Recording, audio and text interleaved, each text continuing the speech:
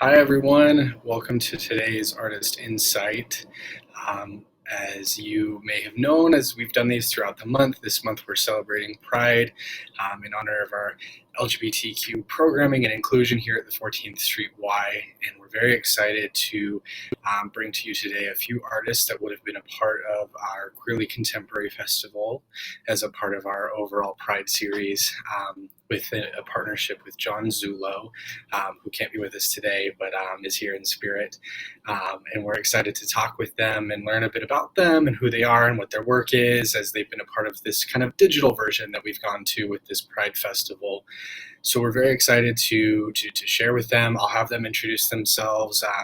But as we kind of just wrap up this month of Artist Insights and celebrating Pride and whatnot, I know that for a lot of us, getting to be in this virtual capacity was something that we weren't wanting to have to do, but being able to find a way to be creative and still champion our artists and champion LGBT voices for the arts in our community, to kind of celebrate Pride and come together has been something really special, and we're really grateful for them. So I'm excited to share that with you guys today.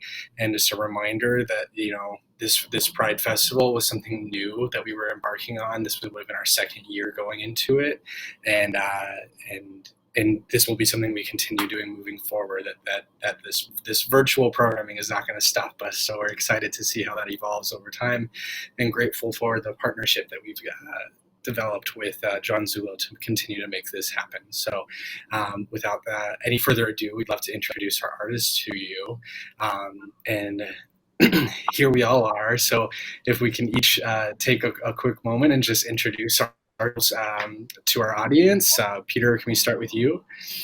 Sure. I'm looking for my picture, and there I am right there as I look at all of you.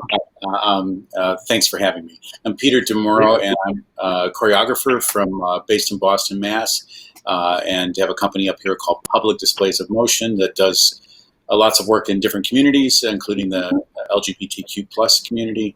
And I also run the Dance Complex, 7 studios and performance spaces. Great. Thank you. We're happy to have you today.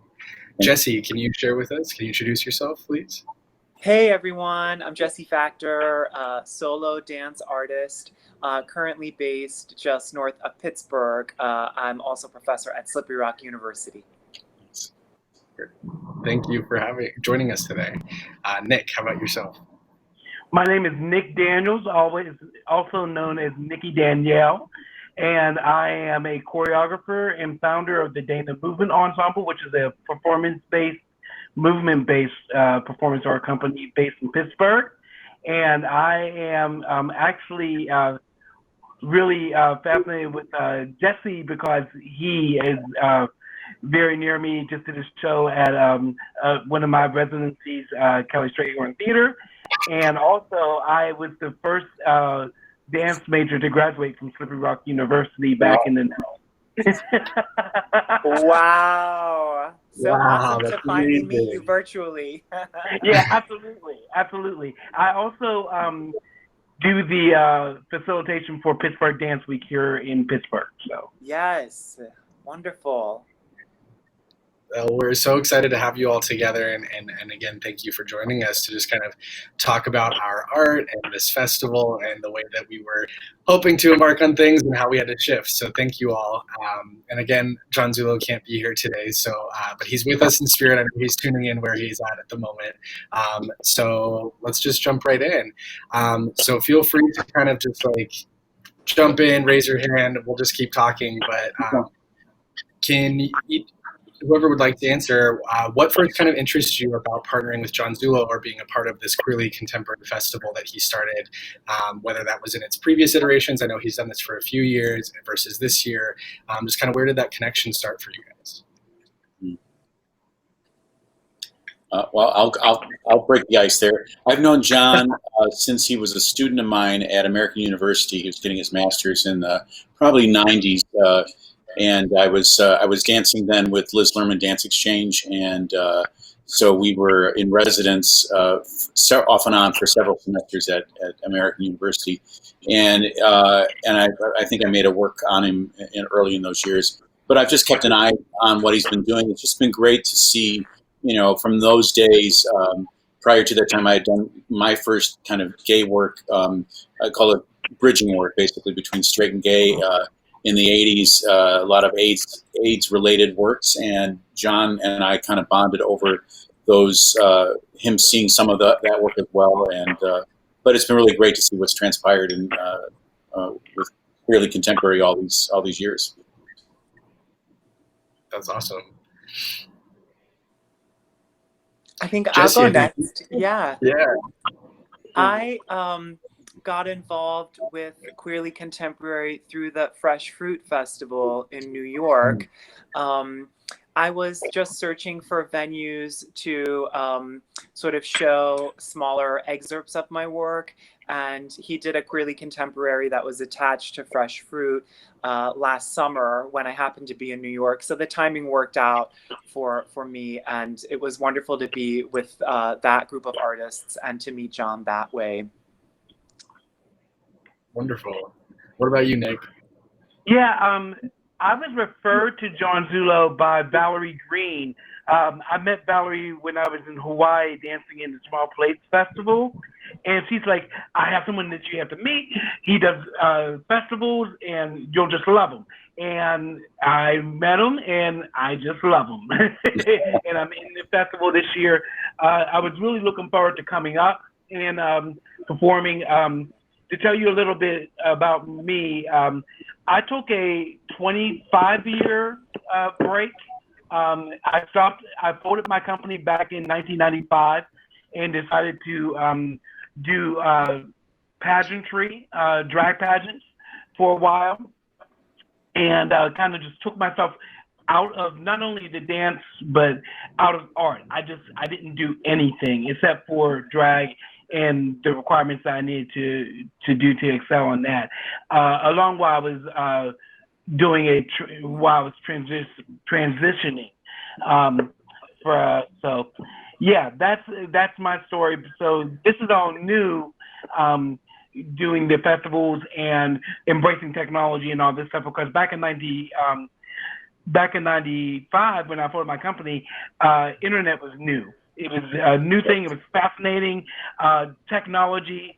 I do a lot of video work in my work. I was cutting film by hand and all this stuff. Wow. And now I just have to push a button. So it's kind of like, and that's where my work is going right now, with this whole fascination of, being in one generation and being in one point of the world, and then experiencing all this new fun stuff and fun people as well. That's awesome. I had a similar experience when I met John as well, where someone was just like, you have to meet this person, and I think you guys are going to want to collaborate together. And of course it worked, and everyone did, and now here we are. So it seems to be the MO for when people meet John Zullo. Peter and Jesse, would you mind sharing a little bit? I think, Nick, you kind of opened a great conversation for us about, can you just describe your work a little bit and who you are as an artist, and kind of what you would have shared or got to share in Queerly Contemporary Festival previously? Sure. Jesse, you want to go first? Sure. So the piece that is in this installment for Queerly Contemporary is a short piece. It's an epilogue of a larger piece. It's called Relic, and it was came about because I was interested in the legend of Joan Crawford as a queer icon, and why. I remember seeing Heather's, and they said, oh, we knew that he was gay because we found a Joan Crawford postcard in his locker. And I never understood that. And I never really got the Joan draw. And then when Feud came out, I was very drawn to it. Ryan Murphy sort of has this way of like his queer aesthetics and making things visible and the storyline. So I found this interview with Joan Crawford that was just her voice. And so we began, I started looping her voice and making a soundtrack from just the voice. And that was really interesting to me, of hearing her talk about herself. And then the androgyny that sort of started coming up in the legend of Crawford, and how she was this queer icon, not only for many populations, gay men and women, for different reasons. So I became really interested in that. So the piece sort of builds on the androgyny, builds on artifice. And so I like to call it authentic artifice. Theatricality, exaggeration, queer legends, sort of our relationships with the past, and how we will often, go back to the past to reclaim or repurpose material, to envision, iconography. And sort of, I also love the idea of like the rapture of this legend, but also rupturing the legend in some way.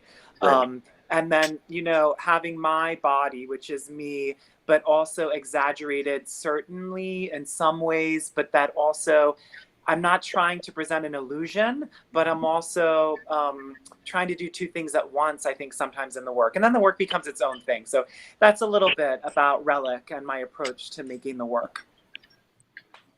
That's fair. I love the alliterations of these. Rapture, rupture, good. Yeah. Like Nick, I've been around the block a few years, and in the early years, as I mentioned, I was in my 20s during the height of the AIDS crisis, and a lot of the work in those days was trying to get my Midwestern family. Grew up in Illinois, population 300 people. My father was the cop in the town, and all that.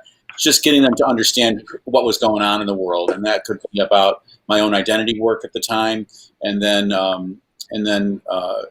bridging also when there was so much misunderstanding around AIDS. I just felt like we need to not have this, separate the bias against gay people from this disease, and et cetera. But a lot of that was just me generated, and then I tried to make these pretty dances, Mark Morris was hot, so I try to, find every piece of classical music that was lovely and make the pretty music visualizations. So that wasn't very successful, and people just kept going back to this text and movement work that I did. And so over the years, I was 15 years with Liz Lerman, and a lot of my work then got blown into this place of being an assistant or helping illuminate other communities and their voices and mixing those voices together. And I got really excited about that, because I felt like if we can be 16 to 75 on stage together, black, white, straight, gay, this is kind of like a bit of a utopia, creative collaborations. And so when I left that company, I started making work under the title Public Displays of Motion.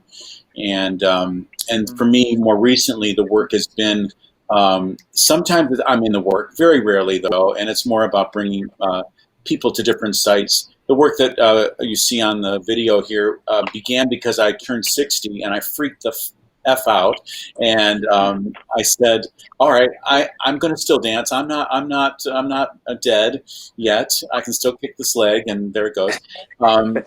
So I started making a series of duets with what I thought at the time would be another person, another guy in their teens, 20s, 30s, 40s, 50s. I was going to make an evening of duets and be the kind of collaborating in that way. So we made two, as it turned out, and then we stopped because apparently I can't dance this long.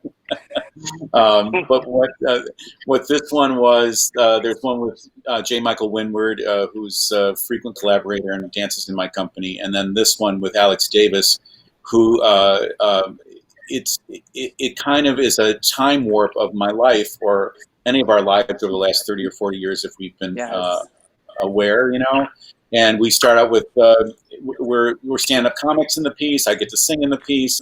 I get to do all those old gay men things, sing a torch song, but then I think also be current at the same time. And that really, I think, is driving me now, is how to understand the difference between gayness and queerness, because I've lived and living through both now, and how to not be entitled that just because I'm 61 or whatever that people should listen to my voice or hear my work. I want to be in a real dynamic dialogue with the world right now, and that's my goal.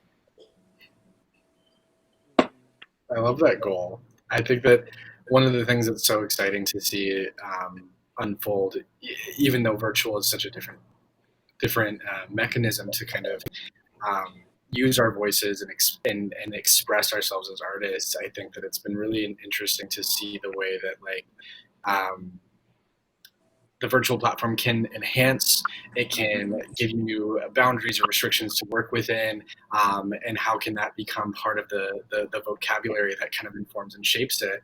And I'm curious, kind of just based off of what you all were just sharing, this might be like a dual question, but like, what does it mean for you in today's kind of current social climate to be a queer artist, to be an LGBT artist, and what do you feel is the value, or your, maybe, I know, Peter, you said it really well, like your goal of like what you want your voice to be. Is it for other people? Is it for yourself?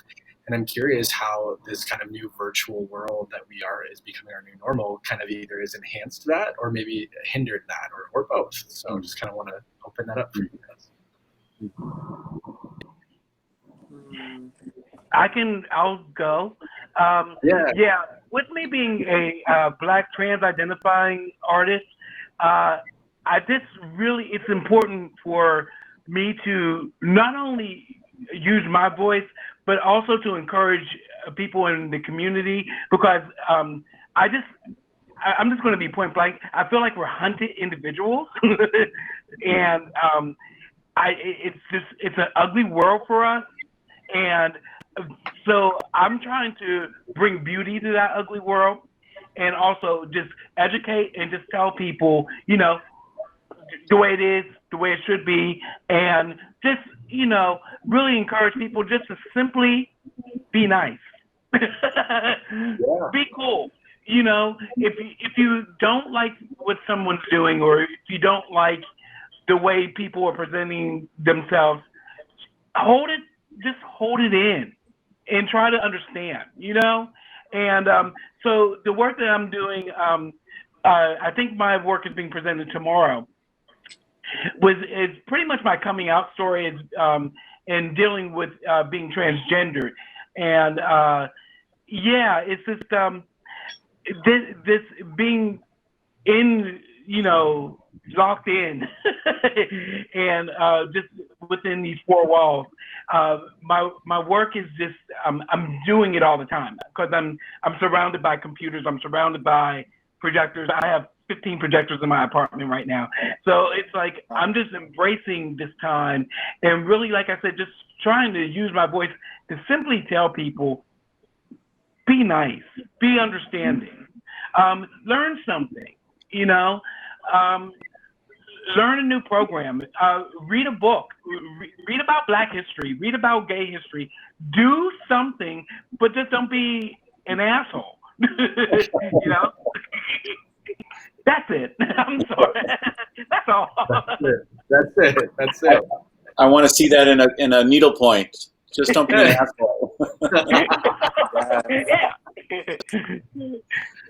Agreed. Well, maybe I'll follow up on that. I feel like there's a lot of good that art making can do right now, and and I think I'm pretty positive. I'm from the Midwest, I'll smile. I was the good gay boy, and be accepted. So I know there's an extreme that I can be, and why I probably turned to dancing in the first place. I wanted to be the lead dancer on the Carol Burnett show, who got to smile all the time, and it just kind of like on the Ernie Flatt Dancers, that was it, because you didn't have to talk and you didn't have to say the difficult things or be in conflict, which was my whole, growing up, as it is for a lot of us, and so I think now, especially as a white man, as a cisgender male, it's in this climate immediately, and as it was during the AIDS crisis, in different moments, we called snap back to attention that there has to be some verbalness to what we're doing, right? And I so admire those people who can be articulate and say what they're doing, and then we act through it as well. And so I'm trying to be more verbal about my activism and go there. I'm also really touched by one of the things that I've seen happen.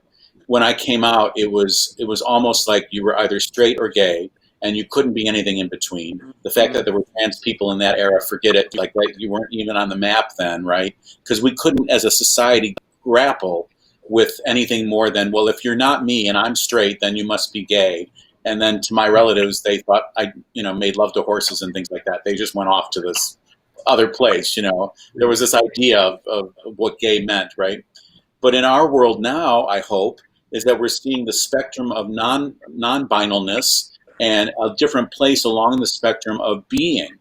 And that to me is a remedy for what's happening in the outside world right now. And couldn't we take what we know and sure be nice to each other and do all those things that our productive societies can't we as queer people teach the outside world how to understand that it's not black and white or you or me. It is all of us in this beautiful variation that we add up to, so pie in the sky, but that's what I'm hoping for.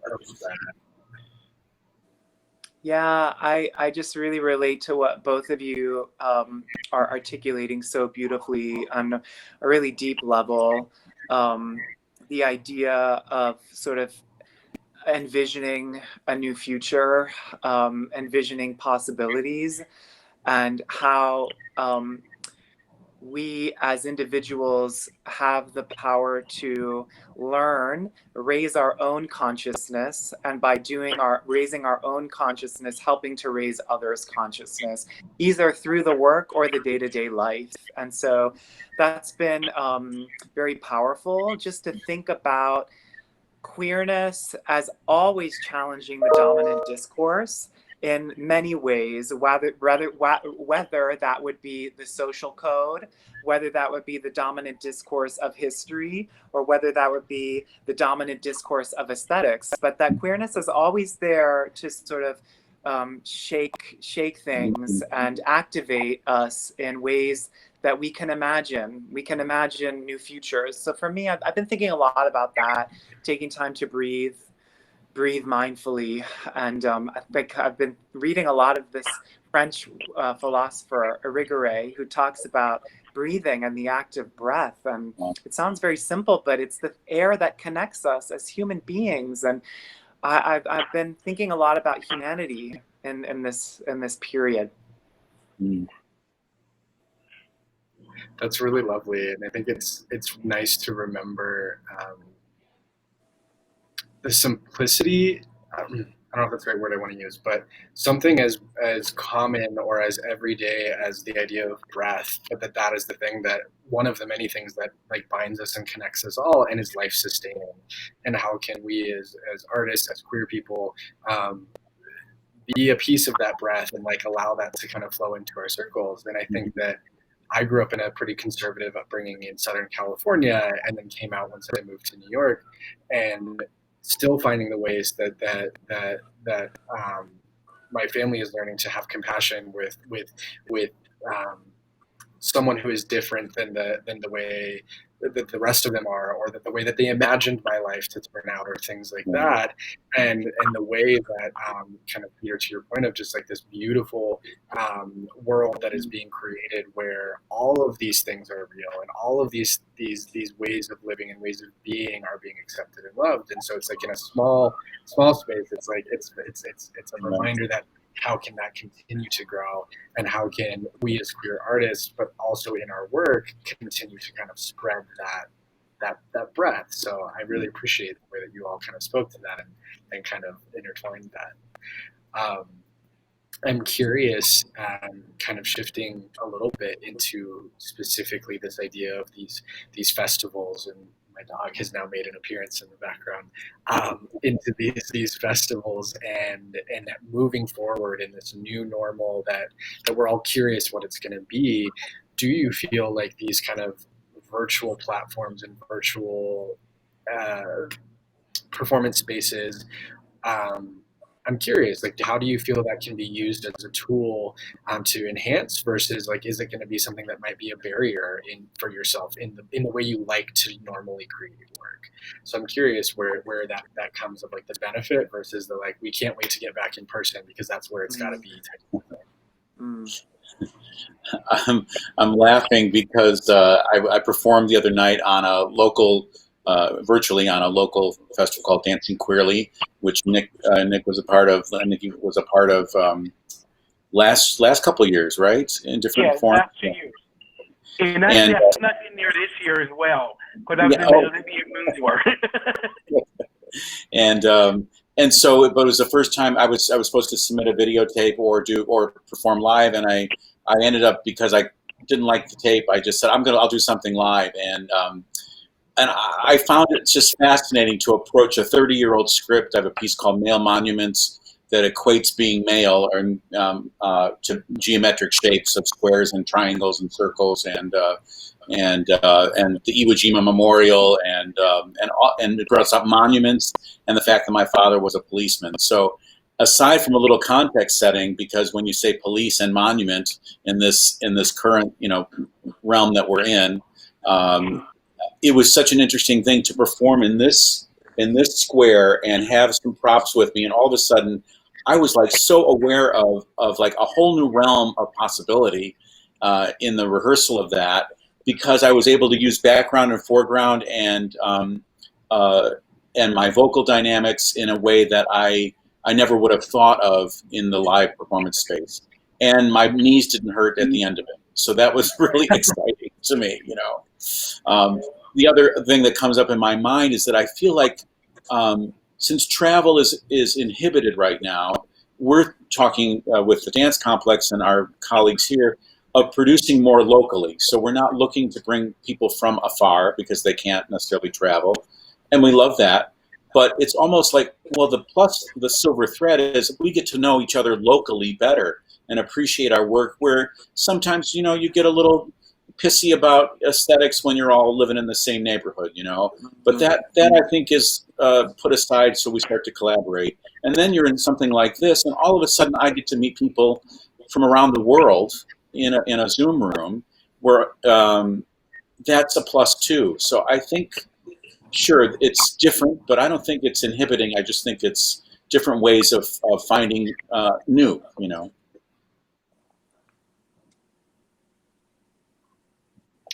We had an artist, his name was Barry Levy, who was working on a play that he was going to show in our Pride Festival. And it was about this relationship between this aunt character and her nephew, I believe, if I remember correctly. And in his approach of how to take it virtually, he had to take that relationship that was going to be this whole thing with scenes and whatnot, and he had to turn it into a phone call, and it turned it into an audio play. And so it became this thing where you were listening to this phone call, and the aunt called him, and it had to change this whole landscape. And he was sharing with me how he found himself having to navigate the things that you can just do in live performance because you're showing, like, I'm going to pick up this phone or things like that. Like, how do you cue that in it's just an audio setting and things like that? So there's like different challenges that I think are actually forcing artists to think creatively, because normally they just have the liberty of going, oh, I'll just enter and move that prop, or I'll just go and do this thing. Where now you can't do that in the same capacity, where I feel like it might actually be enhancing the work by creating this kind of like new set of boundaries we have to work within. So I'm curious if Jesse or Nick, if you want to share, has there been anything that's come up for you in this like new virtual lens that's been like an exciting discovery for yourself in your work of okay, now I found this new thing, or Peter, to your point, engaging foreground, background, vocal. Like, I'm just curious, are there any new discoveries that you've appreciated from this virtual landscape? Yeah. Go ahead, Nick. I was just going to say that I did a show 2 weeks ago for the Bronx Academy of Arts and Dance, and they asked me to do it live. And at first I was like, oh, this is going to be impossible. I don't understand. So I sat on my couch and I just started thinking. I was like, well, this is a base right here. I'll do the work while I'm sitting on my couch. And then I started thinking about what music I wanted to use. And then I just started talking into my phone and recording it, and just talking about how I was feeling sitting on the couch and watching the funerals and all this stuff and just all the craziness that's going on. And that's where that work came from. But it's so interesting because I feel like my work in some ways is stronger. Definitely it's stronger with the visual elements that I do with the projections and everything, because now I'm taking a lot of time and just making sure that it's exactly the way that I want it to be. And also I up my game with the programs that I'm using. I'm also designing my own programs and coding my own work now, which is new, interesting, and fascinating. So it's I'm really enjoying this time, but I'm also looking forward to getting to the live, back into the live situation, so that way I can show, all the stuff that I'm doing, and also incorporate and blend. Because I've always had a dream of touring with my company, but not having them there. So it's like, and now I'm figuring out ways to make that happen, where I'm doing duets with my dancers, and they are, across town or across the country. So that's, it's just dealing with the cards that we are dealt. Yeah, I would agree with that. Dealing with the cards you're dealt, and finding the possibilities in the cards rather than just the availabilities that have always been like the standard go-to. So generally those same types of experiences as well. I made a digital short from my apartment, and I kind of had a similar experience as you were talking about, of just like, well, how am I going to do this? And where am I going to? And it was so odd. I felt so empowered after everything came about, because I realized, like, wow, that wall really works that way. And I can sort of, arrange everything with this light here. And then after I finished it, I thought, why the hell have I not done this before? It was such an exercise in creative possibility. So that was very fruitful. And I don't know, I've also been thinking about like the digital medium, and like thinking about choreographic practice, as we're all in dance, of like how this, like choreographing the digital body. And I've been interested in the idea of replication, and how things sort of modulate through time. And so I'm interested in that. And hopefully I think the given the time to maybe augment skill sets, I can learn about that more. Mm-hmm. That's awesome to hear that for all of you. Well, yes, there were moments of kind of like, feel like you don't know what to do, or this might be, this could go horribly wrong or whatnot, that it resulted in kind of an expansion, or like an opening up of opportunity on what was available to us. And I think that it's really exciting. Also, I'm curious, when this is all over, the things that we find in our space and whatnot, how do we then take that into live performance once we can? It's like, am I going to now do shows from my apartment all the time and do like intimate gatherings of 5 audience members, but bring them inside the apartment? Or like, what are the perspectives that the audience gets to view these things from? So I think it's really exciting to see, and just talking to the 3 of you, of like, just if we are just such a sampling of the artists out there, what are other people exploring? And I'm excited to see where this goes. I'm kind of curious, just kind of, I know that we're going to wrap up here soon. Last year was the 50th anniversary of Stonewall. Going into this year, into Pride Month, with the recent protests and the Black Lives Matter movement and things like that, I think that it is an emotional experience for all of us to see.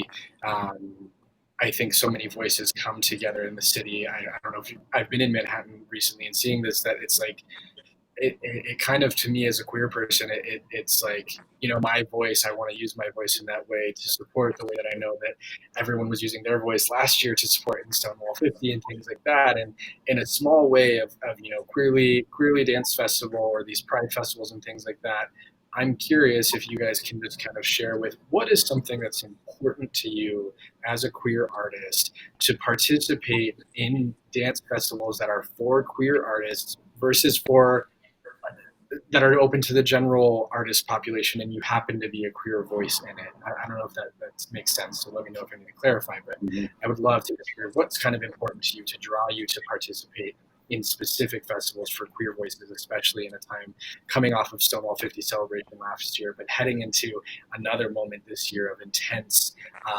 polarity that we're experiencing. I'd just love to kind of throw that out there. With me, there's a comfortability. Being transgendered, it just gives me a chance to let my hair down. And when you're doing the straight festivals, there's always, I hate to put it like this, but you kind of limit yourself. You're like, well, they're not ready for this. They're not ready for this. When you're doing the gay festivals, you just let that shit out. You know, you bring the long wigs, you bring the 12-inch capes and trains and all the grandeur, you know, and then you scale it back for the straight people.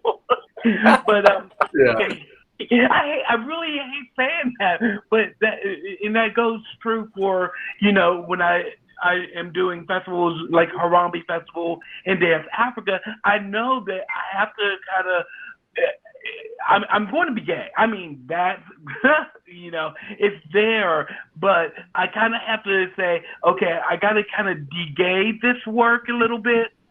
And it's just one of those situations. Hopefully, throughout this, I won't have to do that as much, you know. But for right now, it's like the gay festivals, extra gay. I love that. Yeah. Go ahead, Jesse.